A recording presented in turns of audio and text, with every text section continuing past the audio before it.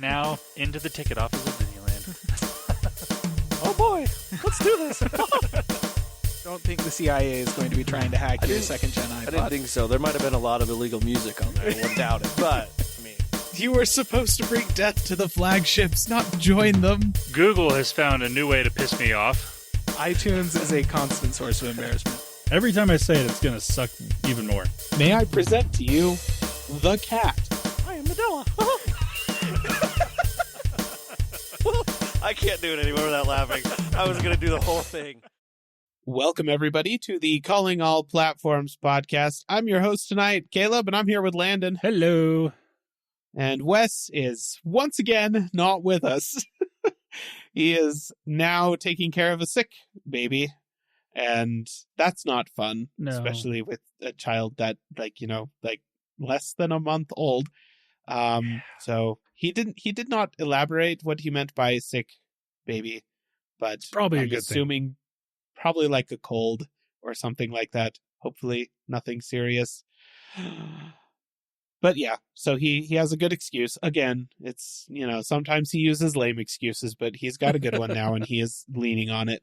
So we're here.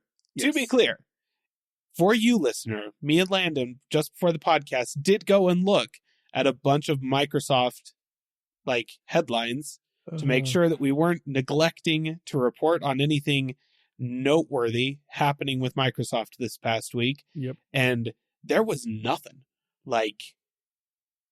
They fired some people and the CEO got a raise.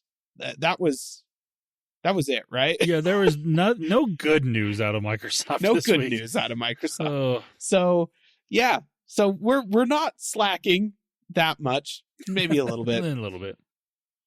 But, So, then we're not going to talk about Microsoft. Instead, we're going to kick things off by talking about Qualcomm's Snapdragon 8 Elite event.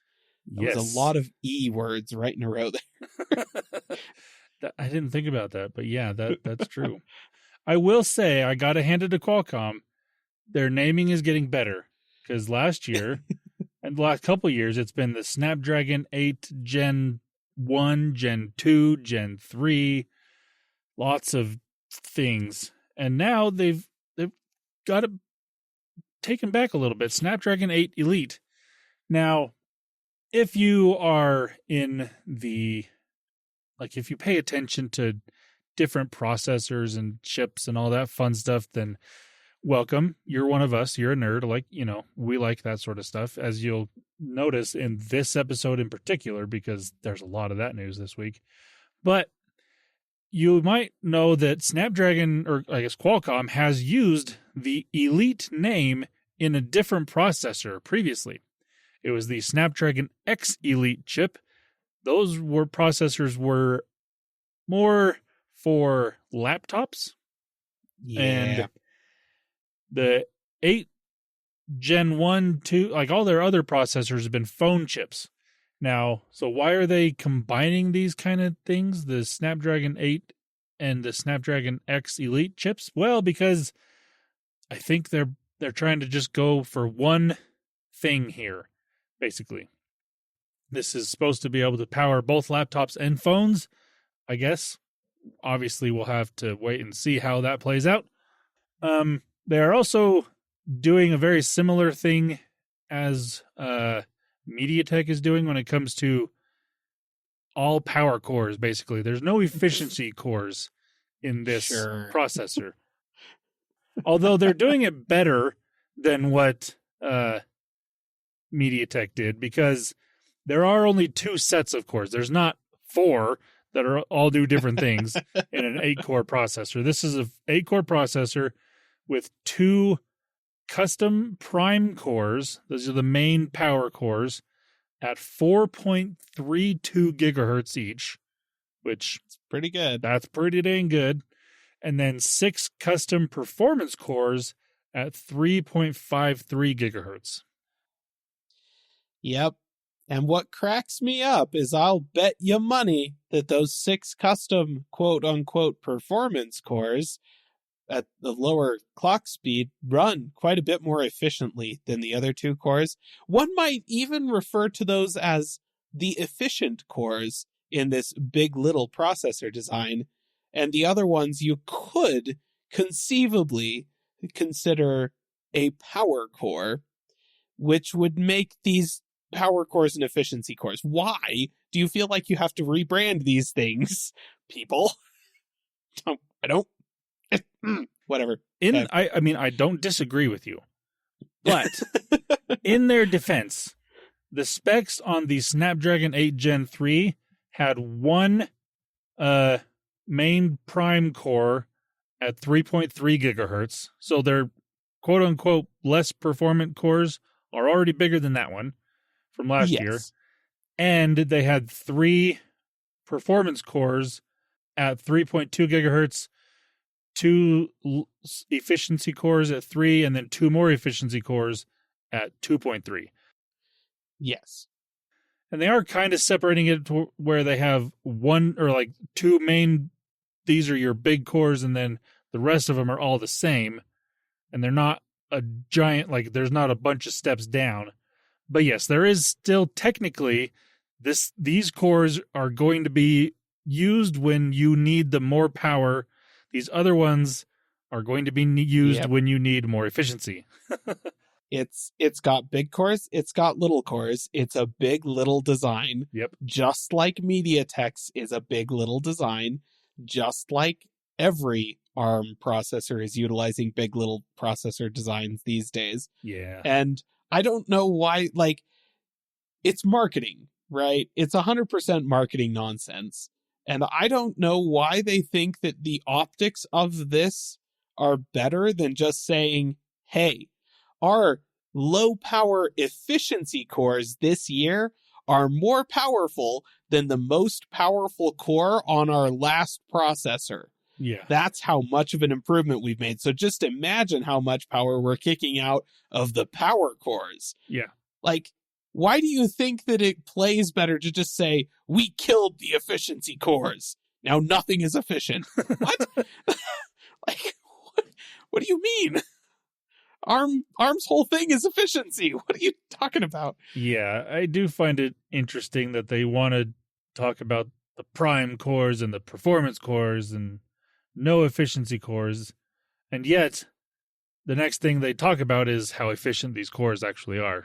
It's like, what? Yep. I would hope so, because a little bit of a mixed message going on here, Qualcomm. Yeah, it's like, I don't care how powerful they are if my battery dies in 20 minutes. It doesn't do me any good. True.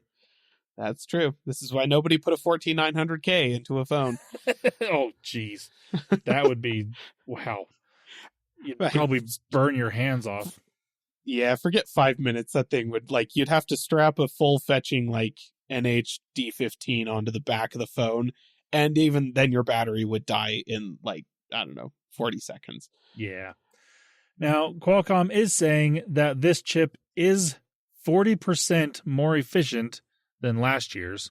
So you've got major improvements on performance just based on numbers. Obviously, we don't have these in devices yet, but based on numbers, way more powerful and supposedly way more efficient. So that's good. I do believe they will be more powerful. I do believe they will be more efficient. Whether these numbers actually stack up to what Qualcomm is saying, again, we will wait to see when we get them in a phone, which we shouldn't have to wait too long. I've heard rumors of a new phone coming out even before the end of this year that will have this chip in it. So we shouldn't have to wait too long on that to actually very good try this thing out. But I am impressed so far with what they say you can do. Also, obviously, a big part of their presentation was talking about AI stuff, and they did mention how this has better support for on-device LLMs. So if you want to do more AI on your phone rather than having to send it to the cloud and do things like that, this will be a lot better for that. So that's good. I do appreciate that. That's mostly what really matters to the average consumer about these chips. Again, we will have to wait until they actually come out in a device to really test them, to know if Qualcomm's just, lying to us. I'm sure they are fudging Yeah. like these numbers they're giving are going to be under perfect circumstances. So, Yes. and that's always everyone is going to give numbers at the best that they could possibly get, even if it was for only 10 seconds. They're going to give that number because they got it at some point under some circumstance. Yep.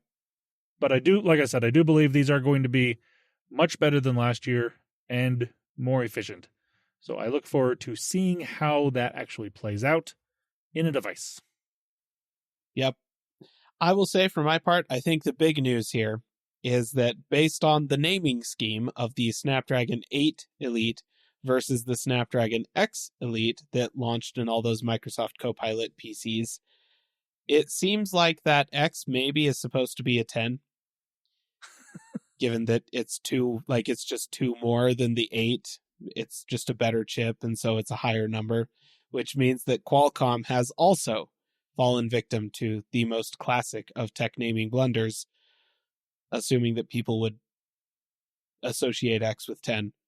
I may be making that up, but I am now, from here on out, going to do what I believe Qualcomm wants us to do, and call all of the processors in those Copilot PCs the Snapdragon 10 Elite. Just for you, Qualcomm. I got your back. I haven't heard anybody from Qualcomm call the chip anything, so I've only ever heard it as the X, so... Exactly. But that's because everybody just assumes that they wrote an X, they want it to be called an X, but Apple, for years, had Mac OS 10 branded with an X, and everybody called it Mac OS X, but it was Mac OS 10. And then the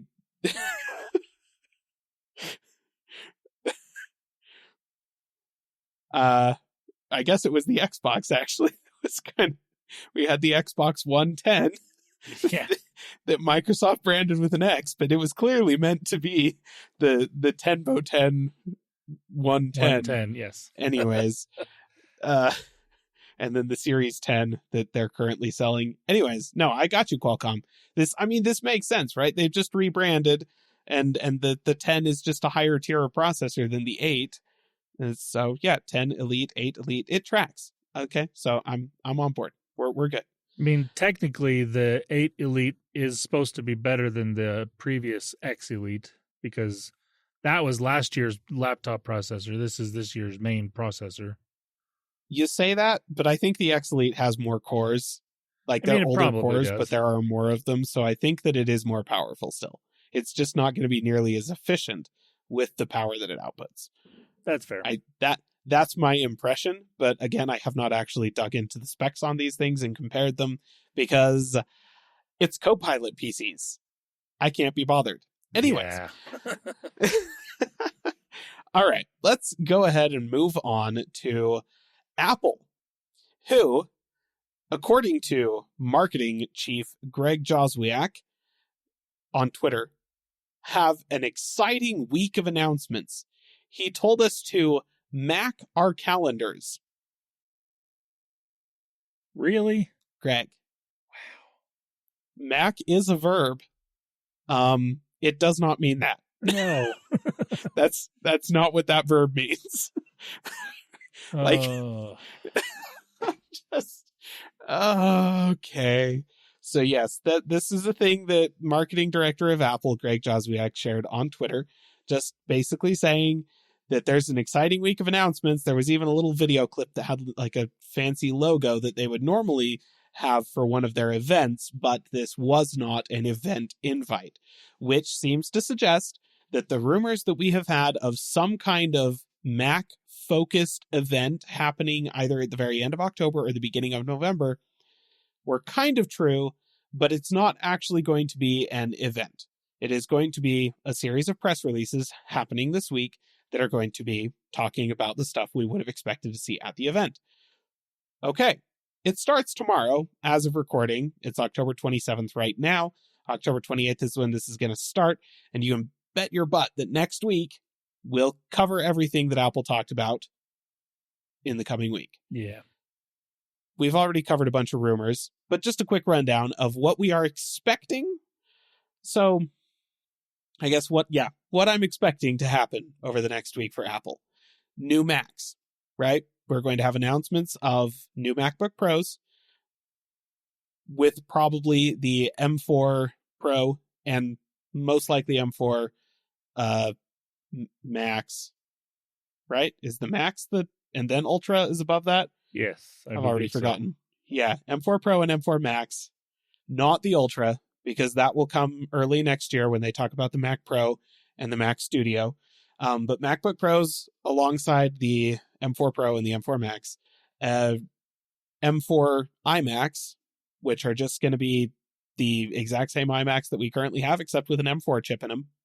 And then a redesigned Mac Mini. That one is probably going to get a little bit more attention. There might be like a marketing video for it or something like that, which we are expecting to launch with the M4 processor, possibly also the M4 Pro. They have had M Pro versions of the Mac Mini for a couple of years now, and generally speaking, that's a good thing, right? Yeah. It's a little prosumer desktop, awesome little machine. We're expecting probably to have an M4 Pro in the Mac Mini. We are also expecting updates to their peripheral lineup. I heard about Now, this one. to be clear, listener, Apple's peripherals are at best average, right? Like the keyboard is not bad. It's not great, but it's not bad. It's a good keyboard. Expensive, but if you get it in the box with an iMac or something like that, it's not a problem. Yeah. It looks nice. It works fine. Use it. If you spring for a couple bucks extra to get the Touch ID version, cool. That's nice. The trackpad, again, expensive, but it's like industry-leading trackpad. It's a little bit weird that you're using it on your desktop, but you know what? Given that your other option is the Magic Mouse, get the trackpad. Yeah. Get the trackpad. Pay a couple bucks extra. Get the trackpad with your iMac. You will thank me later. And then there's the Magic Mouse, which is a travesty and an abomination. To say that Apple needs new peripherals is an understatement. The keyboard itself, okay, whatever. They're probably not going to re-release that. It's just their laptop keyboard stuck into a tiny little enclosure with some Bluetooth stuff and whatnot. The trackpad, it's the same thing. It's just a bigger version of their laptop trackpad stuck into an enclosure with some Bluetooth stuff. Also probably fine. What those two need is to be updated with USB-C ports. That's what the rumors say we are going to be getting this week, is USB-C versions of Apple's peripherals. Unfortunately, the fact that we're not having an actual event means that that's probably all we're going to be getting, is just USB-C ports on the back of Apple's existing peripherals, which for the keyboard and the trackpad is fine. Yeah. It would be nice to see those redesigned, possibly price dropped, but whatever, it's fine. The Magic Mouse, though, is again a travesty and stupid beyond reason. But the rumors currently suggest that all we are going to get is that exact same travesty with a USB-C port on the bottom. Yep. Because again, the charging port for this mouse is on the bottom. You have to turn the mouse on its side to plug it into charge. It's the dumbest thing ever. It's also the least efficient mouse I have ever used.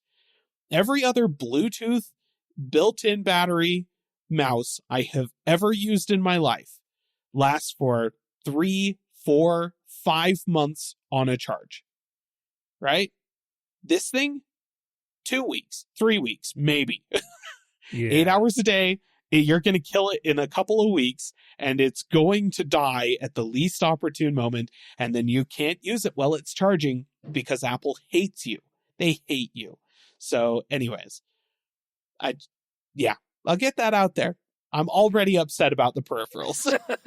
Yeah. I mean, originally I would have said that Johnny Ive hates you, but the fact that it hasn't changed since he's been gone does mean that, yes, Apple hates you. It's not just Johnny Ive, which definitely he does, but so does everyone else on the design team at Apple. Because, and I mean, one of my favorite moments in recent Apple history is an interview that Marquez Brownlee did with Tim Cook, and he specifically asked about the Magic Mouse and where Tim Cook would put that on a tier of different products. He did not do the tier of products because it's Tim Cook, but you could also tell that he was struggling to say good things about that mouse because it's awful. It's the dumbest mouse that, in a line of dumb mouses that Apple has made, it's by far the dumbest. Oh, yeah. There's a video on Calling All Platforms Tech on YouTube. You should go check out, listener. It's called A Brief History of Pain, the story of Apple mice. And yeah, I go into my feelings on this in quite a bit more depth in that video, so I won't do that now. You should just go check out the video on YouTube. But suffice it to say, that moment was pretty hilarious because you could tell that, A, Tim Cook does not use the Magic Mouse. No. Like, that was obvious from his response. And B, Tim Cook might not even have realized that the Magic Mouse was still for sale. The way he was talking, the way that he responded to that question, I was all like, did you think that you had canceled this product? It seems like you may have thought that you had canceled this product. Anyways, so yes, that's the hardware stuff that we're expecting from Apple this week that was going to be the subject of a, brief event, possibly, according to Mark Gurman, but looks like it's just going to be a series of announcements coming over the next week. Possibly all at the same time at, 8 a.m. on Monday morning. Who knows? But he said, Greg, good old Mac your calendars, said that we were going to be getting some software news and company news about Apple as well. And for the life of me, all I can figure that to mean is that they're going to actually be launching, 18.1 and additional betas of 18.2, meaning that Apple Intelligence is going to exist, for the first time, despite the fact that that's all they have been advertising for the iPhones since they announced the iPhones over a month ago. Yeah. Cool. Good job, Apple. But yes, it's coming, we promise. And then as far as company news, their earnings report is scheduled for Friday or Thursday, something. I can't remember. It's sometime this week, I'm pretty sure. So I guess we're supposed to be excited about their earnings reports. Cannot for the life of me find it in myself to be excited about, possibly the single most profitable company in the history of the world telling us how profitable they've been. Like, Apple, I don't care. You have out of your literally hundreds of millions of customers, you have maybe 150 people that actually really care because they own enough stock for it to matter to them in a really significant way. And that's it. So maybe don't tweet that to the entire world and be like, you should be really excited about our earnings. I'm not. I just don't care. Just give me products that are good and I'm happy. And sometimes they do give me products that are good. Sometimes they put a USB-C port on the bottom of the Magic Mouse. That's not an improvement, to be clear. No. Okay, so now here's my question. Even though this is not a keynote, not even a video for that matter, is this going on the list of worst keynote of the year just for the fact that he said, Mac your calendars? Mac your calendars? Maybe. Because that's just so bad. if nothing else, Greg Joswiak's new nickname is Mac your calendars. It's no longer Jaws. Yeah. No, sorry, man. This is going down in infamy. This is just like when it's just like the Courage thing, Apple had Courage to take the headphone jack away. And that's why Phil doesn't do public speaking engagements anymore. That's not the only thing, but that was a big one. Yeah. It's sad too, though, because Phil, once upon a time, jumped off of a balcony in a crowded theater holding a laptop to prove to an assembled audience that Wi-Fi was real. Things were just cooler when Steve Jobs was alive. I don't know, man. Even Phil was cool back then. All right. Let's go ahead and move on from Apple. Again, no Microsoft news to speak of. No specific Google news, though. We are going to have more to talk about regarding Silicon, which is it's a weirdly silicon heavy week this week, Yeah. as Landon alluded to earlier. But jumping into general tech, I'm going to lead with Intel.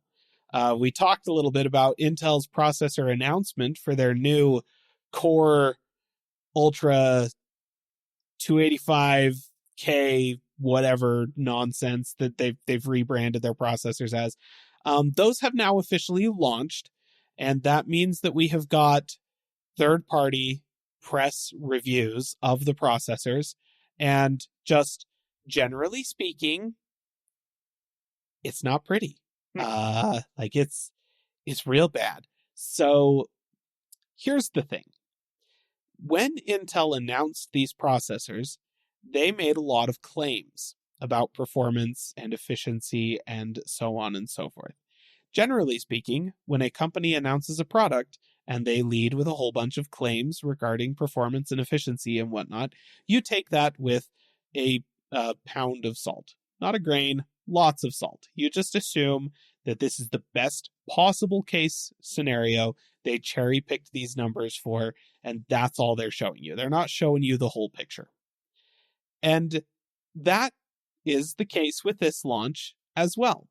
However, when Intel announced these processors, you may remember me being somewhat pleasantly surprised that Intel was willing to acknowledge the fact that the 285K, which is their top-tier processor, is not going to perform better in games than the AMD Ryzen 7 or Ryzen 9. Wait, is that a 9 or a 7? Can't remember. The 7800 X3D, right?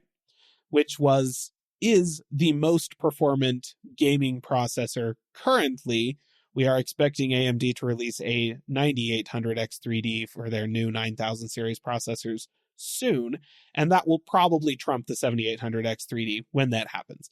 But for Intel to come out and say, hey, our top tier processor is not going to perform better than that. In fact, it's about 5% worse at games than the 7800 X3D. I was like, you know what? That takes stones. Thank you for just acknowledging that, yes, it's not going to be as good at gaming as the top tier gaming PC on the market right now. We can't touch AMD on that front. I did not consider, however, that even in this case, Intel was cherry picking their results. So 5% worse performance than the 7800 X3D was actually the best case scenario for the 285K. And in general, you can expect worse than that. So if you have a 7800 X3D, you are going to wipe the floor with anybody gaming with an Intel processor right now. The best that, in fact, the 285K lost some of the gaming benchmarks to the 14900K from last year. Intel's last processor, right? Dang. So, things are not looking great for Intel right now. In general, most of their performance numbers showed very minor uplifts in terms of performance over previous generation processors. And again, those were the cherry-picked best-case scenario results. People have generally shown that, yeah, the best you're going to get is maybe 10% uplift. Generally speaking, the 285K performs about as well as the 14900K. And that's it. You're getting the same performance. It is more efficient, right? It generates less heat. It uses less power. And given that the 14900K's, methodology toward performance was you need to use Niagara Falls to cool this processor, then okay, that's a lofty, noble goal to improve the efficiency of the processors without dropping any performance intel. So I can accept that as your intent. We have to get our heat generation and power draw under control without losing any performance. And that seems to have been all they were trying to accomplish with this generation of processors. And it's not necessarily a bad thing, to be clear.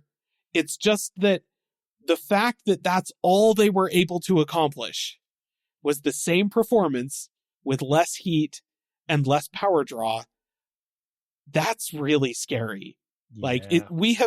I have been dunking on Intel for like going on 5 years at this point on this podcast for generally like just not refusing to get significantly better while AMD was rocketing up from behind. And a couple of years ago, we got to the point where AMD had, in terms of performance, in terms of price, in terms of gaming, they had matched Intel and started jumping ahead of them. And Intel had finally started moving at that point, but they were too far behind in terms of like the engineering chops of the architecture and the platform that they were building off of for their cores. And so they couldn't easily catch up to AMD. Their solution was just to keep rolling with the same basic underpinnings as they had been for literally a decade, except just juicing it with more power, more power, more power. And the thing turned into a furnace. It was sucking back 400 watts on the top tier CPU, which is flipping insane. That's GPU power numbers, Intel. That's ridiculous. And that was all they had. And so to get to this point now, it's not worth dunking on them anymore. Now I'm just sad. Like, like now I'm just sad where Intel has finally like just taken a hard look in the mirror and gone, this is bad. We are in a really, really bad place right now. AMD has got our number. And on the flip side, we've got Apple and Qualcomm and just ARM in general that is ready to kill x86 as a whole. Yeah. Like, and here we are, barely able to fab our own processors. In fact, Intel's fabs are now so kind of catastrophically behind in terms of technology that Intel is seriously considering getting TSMC to make their chips for next year. Like, they're looking at TSMC's technology and turning to Samsung and going, hey, Samsung, do you basically want to just sign a non-compete clause so that we have some prayer of answering TSMC between the two of us? Like, that's where we're at with Intel right now. They have just about hit the point of like, this is the beginning of their bulldozer, or they're in the middle of their bulldozer processor line, which is what AMD was doing before Ryzen that just about drove the company completely under. And Ryzen, I mean, I've heard Linus Tech Tips, I think it was their video, said this first, that they're hoping that this launch is Intel's Zen 1. Because AMD was in a really bad place with the bulldozer architecture and everything like that. They did a hard reset, completely changed everything, launched Ryzen on the Zen 1 architecture. And Zen 1 was a huge step forward in terms of the technology, but it was not a gigantic improvement in terms of the performance over Bulldozer. Bulldozer was based off of like 15-year-old technology. Zen 1 was modern for the first time in a very long time for AMD. And it was promising, but it wasn't a smash hit. Zen 2 was a significant improvement over that. By the time they hit Zen 3, everyone was like, oh no, this is serious. AMD really knows what they're doing with this. And it took a little bit, it took a little bit to get going. And so they're basically, the suggestion is that we're hoping that this is Intel pushing the reset button, going, okay, we need to just stop putting band-aids on our crap. We need to actually hit the reset button. We need to go back. We need to design this from the ground up. We need to rethink everything, and we need to release something that we can build off of in the future. And they're hoping this is it. I am not so confident, but I love the optimism and I'm here for it. So let's just say that this is Intel's Zen 1 moment. Yeah. This is the reset button. From here, next year is going to be a little bit better. And then the year after that, we're going to be like, oh, wait, no, Intel is back. They're actually going to compete now. This is going to happen. So that's go Intel. We're all rooting for you, which is a very, very different story than I was telling just a few years ago, because at that point I kind of wanted you to go under. But no, we're here, we're back. You can do it. Keep up the good work. I mean, we don't want to have happen, well, like what did happen with Intel, we don't want to have happen in other companies because they lost all the competition, so they kind of plateaued, which is what has led to this happening. So yes. I agree. I kind of hope that this is that kind of moment. Is the question I have though is like, is this the first processor started under the new CEO? It might be. Because I could like, see that being the case, like what happened with AMD. Like she gets in there and she's like, "Okay, we're cleaning house in how we do stuff. What it was before was obviously not working." So she comes in, tears everything down. We're starting over, and then this is the start of that. Hopefully, yeah. And I mean that's essentially exactly what happened with AMD. They were about to go bankrupt. They brought in Dr. Lisa Su. She pretty much just restarted their entire chip development pipeline with a new architecture, and they built Zen 1 came out of that. And so we can hope that, like, Pat Gelsinger has been, when was that? He started 2 years ago, and that feels like about the right amount of time for them to have been like, okay, we're resetting, we're gonna launch a new processor architecture. I can't remember exactly when he started there, but it feels like that might be what this is. This is the first chip that was built from the ground up under Pat Gelsinger's leadership. And maybe this is their, maybe he's their Lisa Su. Maybe he's gonna knock it out of the park. Maybe this is, because that's the thing is that, he came in, everyone's all like, oh yes, he's here to save Intel. And then we had a few years of that not happening. yeah. So, but like I said, maybe this is it. Maybe this is the reset button. Maybe this is the beginning of his actual plan, because it takes a few years to swing an organization of this size around. So yeah, but it's the optimistic read, and that's where I'm at with this right now. Like, let's hope that we can go up from here. All right. So yeah, that was the Intel launch. Good times. We'll keep an eye on it. Now more silicon news. Well, I guess not news about the silicon, but news about the people that make them. Landon, why don't you tell us about ARM versus Qualcomm? Because, listener, we apparently have not gotten our fill of lawsuits and things of the sort, because no, never. There's more. So apparently, I kind of forgot about this happening, but last year, or was it last year or 2 years ago? Trying to remember. It might have been 2 years ago. Last year. September of 2022 was what it says. Okay. Oh, was it? Wow. Okay. So ARM filed a suit against Qualcomm because Qualcomm was trying and did succeed in purchasing another company called Nuvia, which was a startup company that was using the ARM license to make chips. And Qualcomm is also using a license to make ARM chips, because that's what everyone does in order. When we say ARM processors, that's what we mean. They're based on ARM's architecture and technology and all that stuff. It's the ARM instruction set, which is intellectual property licensed by a company called ARM. Yeah. There you go.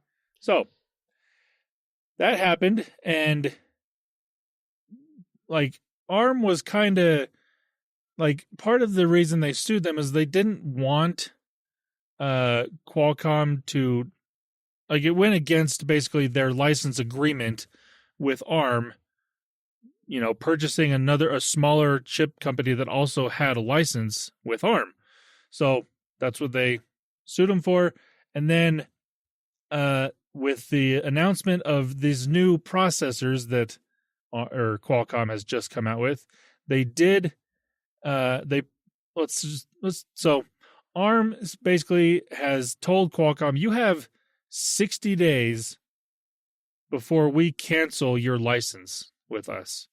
Meaning, if they do that, Qualcomm can't sell any of these chips. Nope. Which is a major problem because there's already phones that are scheduled to be released in the next few months with these chips. Like, companies have already written up agreements with Qualcomm, like Samsung. The new Galaxy S series of phones coming in January are going to have these chips in them. And like I said, there's going to be chips in these chips in phones probably coming out before the end of the year. And so that makes this really, really interesting. So part of this comes because Qualcomm, the CPU cores on these chips are built by Qualcomm, like between Qualcomm and Nuvia. They built these from the ground up. They're not using what they previously used. And I read this, where was it? It was basically something made by ARM that they used in the, what was the name of those core? I can't remember. Well, their CPU cores are usually Cortex something or That's others. it's the Cortex cores that basically ARM makes. And this year they used what they're calling the Orion cores. They're, like I said, they are in-house built by Qualcomm using technology that they purchased from Nuvia and what they had themselves to make these cores. And so because of that, ARM is like, definitely not a good idea, Qualcomm. This is not what your license said you were allowed to do. Yeah. And I mean, essentially what they're saying is, this is what Nuvia's license said they were allowed to do. Yep. And you're claiming that you were allowed to do this because of Nuvia's license with us. But when you bought Nuvia, you should have renegotiated your license with us. You didn't. It's not transferable. Yeah. The license is not transferable. If you wanted their license, you should have come to us and said, we would like to renegotiate to include the, stuff that is in Nuvia's license to be in our license now that we have purchased Nuvia. Like, that's what ARM is saying should have happened. And that is not what happened. Qualcomm just went ahead and did their thing. And now ARM's like, no, that's not what your license says you were allowed to do. Yeah. So this is a quote from ARM. Or no, this is a quote from Qualcomm. So this one first. It says, "This is more of the same from ARM, more unfounded threats designed to strong-arm a longtime partner, interfere with our performance-leading CPUs, and increase royalty rates regardless of the broad rights under our architecture license. With the trial fast approaching in December, ARM's desperate ploy appears to be an attempt to disrupt the legal process, and its claim for termination is completely baseless. We are confident that Qualcomm's rights under its agreement with ARM will be affirmed. ARM's anti-competitive conduct will not be tolerated." And so that's the pretty first rich thing coming from Qualcomm, let's be honest. That's where I was going. So the very first thing I thought of when that came out, I'm like, wait a minute. So they're doing what you did to everyone that wants to use a different modem in their phones, like Apple or Google or Samsung. Like, there's a reason Samsung doesn't use the Exynos processor in their phones anymore, because they had to license the modem from Qualcomm, whereas if they just bought a chip from Qualcomm, that's just included. So, like, Apple has to pay Qualcomm money for modem technology that's in their phones, despite the fact that they have built their own technology to do it. Well, it's essentially Apple is buying modems from Qualcomm, and they have to pay Qualcomm an extra special license fee because they don't also have a Snapdragon processor in there. If they had the Snapdragon processor, then the modem basically, like, you don't have to license the technology in the modem. It just comes with it. But if you buy a modem from Qualcomm and you want to put it in your phone and you don't have a Snapdragon in there, you basically get charged a fine for that, which is hilarious baloney nonsense. And like, Apple called them out, but then they weren't able to get 5G chips from Intel. Intel crapped out on their 5G program, which, oh boy, Intel has been floundering for a while. But yeah, and so this is the exact kind of crap that Qualcomm was pulling with their nonsense. Mhm. And I'm like, honestly, I think that ARM has a better leg to stand on than Qualcomm did in those disputes. Absolutely. So I read that and I was like, man, Qualcomm, you have got to be kidding me. That is pretty Because rich. I genuinely hope you lose this. I'm pretty sure they will, but man, I really, really hope that they do now. Yeah. Ugh, it's just so stupid. So ridiculous. And then this one article I read from Android Police, they reached out to ARM, and this is the comment that they made. It says, following Qualcomm's repeated material breaches of ARM's license agreement, ARM is left with no choice but to take formal action requiring Qualcomm to remedy its breach or face termination of the agreement. This is necessary to protect the unparalleled ecosystem that ARM and its highly valued partners have built over more than 30 years. ARM is fully prepared for the trial in December and remains confident that the court will find in ARM's favor. And you know what? I agree. Good on ARM for, doing this.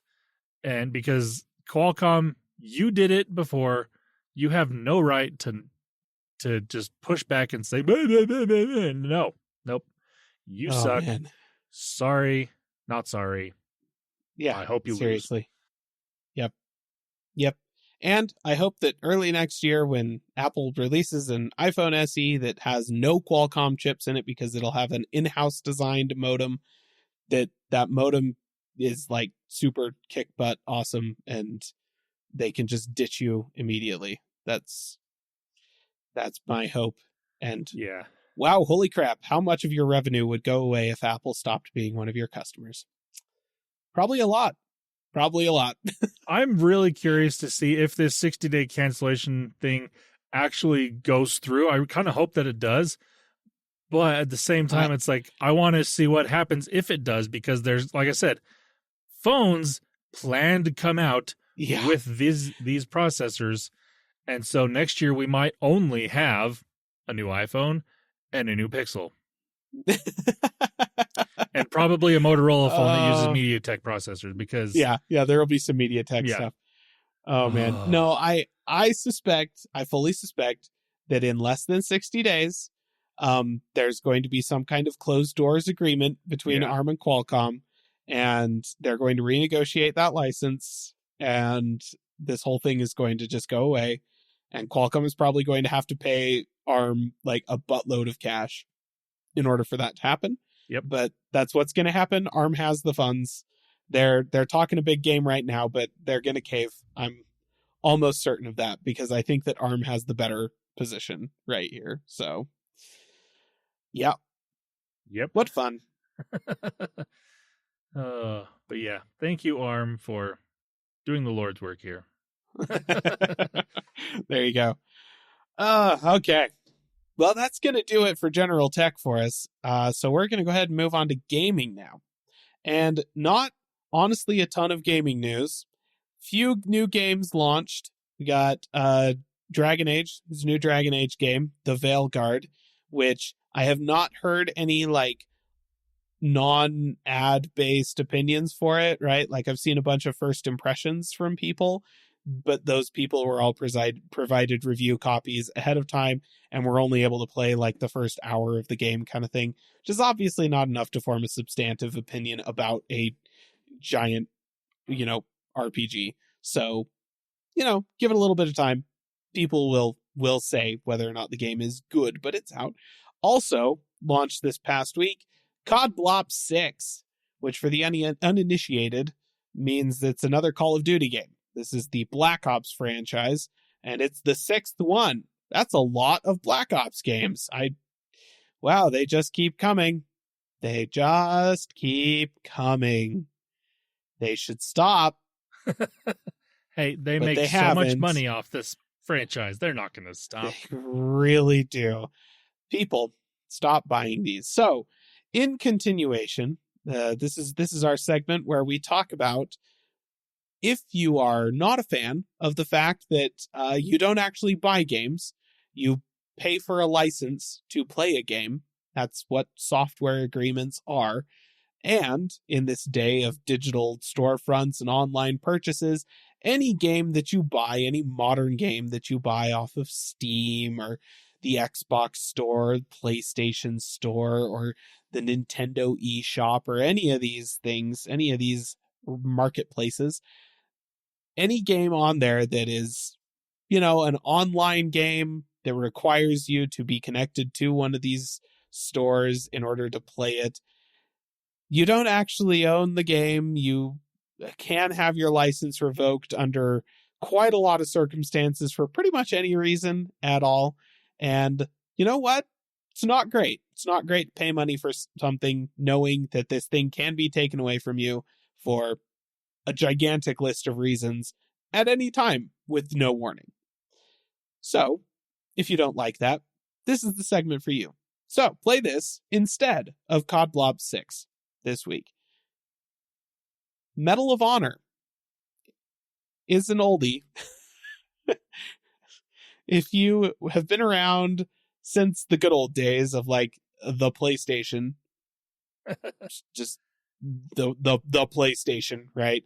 The original Xbox, the, N64, that era of gaming, right? We're talking about the 90s here. Then you're probably familiar with the Medal of Honor series. This is a series of World War II military shooters that launched on the PlayStation and is currently available for download via GOG. You can go get the Medal of Honor. There's a couple of different options there. They had, what was it called? The Allied Assault package. And then there was Pacific Assault on there as well. $10 a piece. So not super expensive. And being as it's from GOG and DRM free, you can download the installers, stick them on a flash drive somewhere so that they're always available to you. If the game gets taken off of the site, if the game gets deleted from the internet as a whole, whatever, you'll still have it. You can plug it in, you can install it, you can play it. Classic game. You are, as I recall, going to need to do some remapping of the controls, because this was back in the early days of using a controller to play games, and they were super freaking weird with the control scheme back then. So yeah, there might be some remapping needs to happen, but classic. It's a classic World War II era military shooter. If what you're after is a military first-person shooter, but you're not super stuck on it being like a realistic military, and you're more interested in it being a really fun multiplayer experience, then for your consideration, may I present Star Wars Battlefront and Battlefront 2, both of which, the classic versions, are available on GOG for you to download, stick wherever you want, and play on whatever computer you want. They do support multiplayer, I believe, through third-party servers if you're going to be doing it over the internet, or you can do a LAN party. Have I mentioned LAN parties? They're really great. All of your friends get together. Just bring laptops, man. These games are really old. They'll run on just about anything. And just plug in your computers all onto the same network. You can do it via Wi-Fi. That's fine. You can plug into a switch. Also fine. And just play with your friends right there in your house. It's fun. It's really fun. LAN parties are great, guys. Just, I highly recommend. So, and listen, Star Wars Battlefront is one of the best first-person shooters ever made. Like, in terms of being a multiplayer military shooter, honestly, I don't think anything better has been made ever. I think a pretty good example of that is that EA tried to remake Battlefront. You remember those, listener? Yeah. They got EA sued about loot boxes. It was really funny. But they made 2 of those, right? They were not incredibly successful. And then EA turned around and had somebody, I think it was Aspire, remaster the classic versions of Battlefront 1 and 2. Yep. And then released those.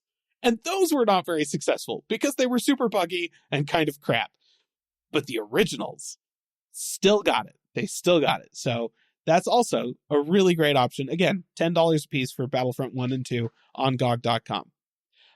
Or if you're really just wanting, like, man, I just want a really good FPS something that's like visceral, something that feels like really great to play. It's fast paced, gets your adrenaline pumping, that kind of thing. Just a distilled, pure FPS experience. May I present to the youngins of you that have not played it, almost certainly, a Doom. Not 2016's Doom, which, to be clear, excellent game. And in fact, if you can get that and, a non-online downloadable format, then do that. But as far as I'm aware, the only way to do that is to buy like a CD for an Xbox 360 or something like that. So I guess that's an option. If you have an older Xbox and you want to get a physical copy of the game, Doom 2016, sure, go for it. But the original Doom, hear me out, is everything that Doom 2016 is, but 1993, right? Yeah. Like, it's just older. The graphics are significantly chunkier and whatnot, but the game is very fast. It's fluid. It feels really chunky.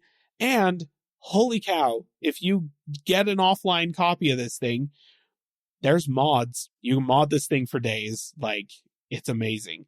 Also, it plays on anything. Right now, you can open up your browser. You can go to archive.org, which I did check is up this week. So that's wonderful. Love that. Go to archive.org and you can play this thing right there in your browser on an emulator. It's just running in a DOS emulator in your browser. You play it in your browser. You can play it on the nearest graphing calculator. You can run it on a pregnancy test. Literally anything will run Doom. We have an entire segment on this podcast dedicated to things running Doom. And there's a reason for that. Doom is an amazing game. If you're looking for a really pure distilled FPS experience and you don't want to pay $70 for a COD Blops 6, a game which could realistically be yoinked away from you at any moment, Doom is a really great option. So there you go. This one was kind of low-hanging, easy fruit for me this week. There's a ton of really great shooters out there that are like old school classic shooters available on GOG, stuff on archive.org. Heck, Wolfenstein 3D. If you've played Doom, but you haven't played Wolfenstein 3D, go see what the Big Brother looked like. It's also a classic, really fun game. You get to shoot Nazis. I mean, come on. What more do you want out of life? It's technically a World War II shooter. There you go. So yeah, like there's a lot of really great like FPS games. So yeah, digital distribution of games these days kind of sucks, and the Call of Duty franchise as a whole kind of sucks. Just don't spend money on it. Get all your friends to go pick up Battlefront off of GOG. It's way cheaper, and you're going to have so much more fun. I kid you not. It's such a great game. So there you go. That's this week's episode or installment of Play This Instead. And that is, in fact, going to bring our gaming segment to a close. So unless Landon has one more thing. No, I don't. All right. Then I think that brings us to the end of the podcast. Listener, we really appreciate you listening in this week, catching up on your tech news with us. We appreciate the support. If you'd like to get in contact with us, you can do that in several different places online. You can find us at our website, callingallplatforms.com. You can email us at podcast@callingallplatforms.com. You can also tweet at us at CapTechPod on Twitter, which is Twitter, just TWITTER.com. Pretty sure that's how you get there. Definitely nothing has changed about that. Nope. That is going to cause any problems. You can also find us on Facebook at Calling All Platforms and on YouTube at Calling All Platforms Gaming and Calling All Platforms Tech. You can also find us right here in the podcasting app of your choice next week. So until then, bye-bye. See ya. Calling All Platforms is a production of Supporter Sound Studios. To learn more about how you can support the podcast, go to www.patreon.com/callingallplatforms.